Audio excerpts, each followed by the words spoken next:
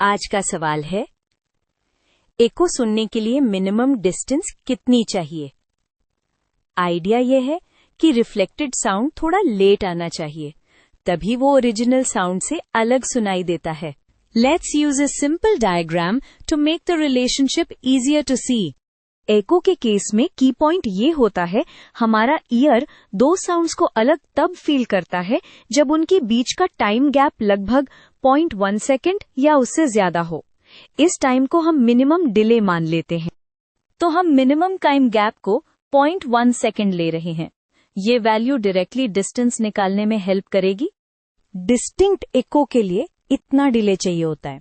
अब डायग्राम सोचो, सोर्स से वॉल तक जाती है, फिर रिफ्लेक्ट होके वापस आती है, मतलब डिस्टेंस डी एक बार नहीं 2 बार कवर होता है, इसीलिए टोटल ट्रैवल डिस्टेंस 2D होती है।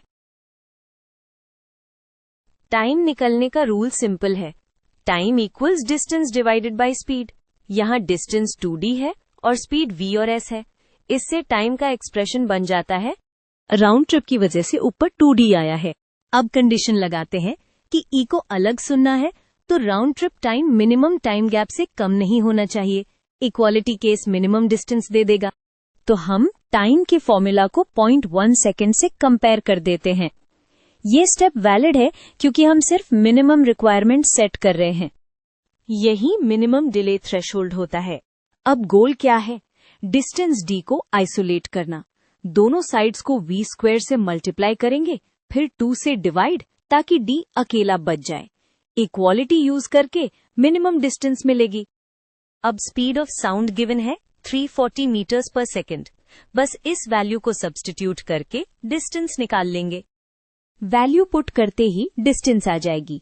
ध्यान रहे 0.1 से मल्टीप्लाई करने का मतलब स्पीड का 1/10 ले रहे हैं, फिर 2 से डिवाइड राउंड ट्रिप की वजह से, तो मिनिमम डिस्टेंस 17 मीटर्स आती है। मतलब वॉल या रिफ्लेक्टिंग सरफेस लगभग इतनी दूर हो तभी एको क्लियरली सेपरेट सुनाई देगा।